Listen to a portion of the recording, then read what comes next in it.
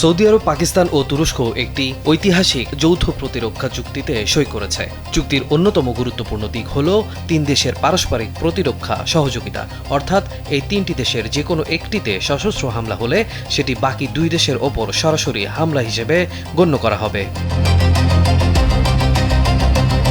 দীর্ঘ প্রায় এক বছরের কূটনৈতিক আলোচনার পর সৌদি যুবরাজ ও প্রধানমন্ত্রী মোহাম্মদ বিন সালমানের উপস্থিতিতে চুক্তিটি চূড়ান্ত করা হয়। পাকিস্তানের প্রধানমন্ত্রী শাহবাজ শরীফ, সেনাপ্রধান ফিল্ড মার্শাল আসিম মনির এবং তুরস্কের প্রেসিডেন্ট রিসেপ তাইয়েপ এরদোয়ানের সাম্প্রতিক সৌদি সফরের সময় এ বিষয়ে ঘোষণা আসে।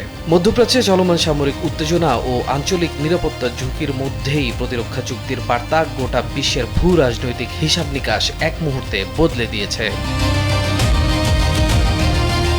সাম্প্রতিক বছরগুলোয় সৌদি আরবের বিভিন্ন নিরাপত্তা হুমকির মুখে পড়েছে। এসব ঘটনায় দেশটির তেল স্থাপনা ও গুরুত্বপূর্ণ অবকাঠামোর নিরাপত্তা নিয়েও উদ্বেগ তৈরি হয়েছে। স্যান্ডেলিনা সো, রূপচর্চায় আভিজাত্য।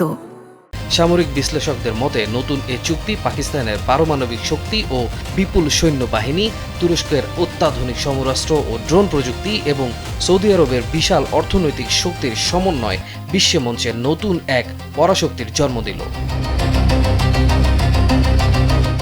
মূলত মধ্যপ্রাচ্যের সাম্প্রতিক সংকট ও নিরাপত্তা ঝুঁকি এই সামরিক জোট গঠনের প্রধান কারণ। গত কয়েক বছর ধরে সৌদি আরব একাধিক সশস্ত্র গোষ্ঠীর হামলার মুখোমুখি হয়েছে, যা দেশটির তেল রপ্তানি ও বড় উন্নয়ন প্রকল্পগুলোকে ঝুঁকিতে ফেলেছে।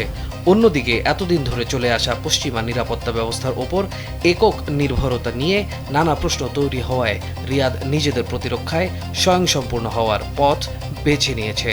পাশাপাশি আঞ্চলিক যুদ্ধ পরিস্থিতি তুরস্ক ও পাকিস্তানের অর্থনীতিতেও আঘাত হানতে পারে, তাই নিজেদের সুরক্ষায় তারা এই জোটে সামিল হয়েছে। প্রাথমিকভাবে চুক্তিটি প্রতিরক্ষা ও নিরাপত্তা কেন্দ্রিক হলেও এর প্রভাব ভবিষ্যতে তিন দেশের অর্থনীতি, প্রযুক্তি, বাণিজ্য ও কূটনৈতিক সম্পর্কেও পড়তে পারে বলে মনে করছেন বিশ্লেষকরা। তারা মনে করেন এই সমন্বয় শুধু যে তিন দেশের সীমানা সুরক্ষিত করবে তা নয়, বরং ভবিষ্যতে শিক্ষা, অর্থনীতি এবং প্রযুক্তি খাতেও নতুন যৌথ সম্ভাবনার দ্বার খুলে দেবে। মুসলিম বিশ্বের শীর্ষ এই তিন শক্তির মেলবন্ধন আগামী দিনে আন্তর্জাতিক শক্তির ভারসাম্য রক্ষায় বড় ধরনের পরিবর্তন আনতে চলেছে।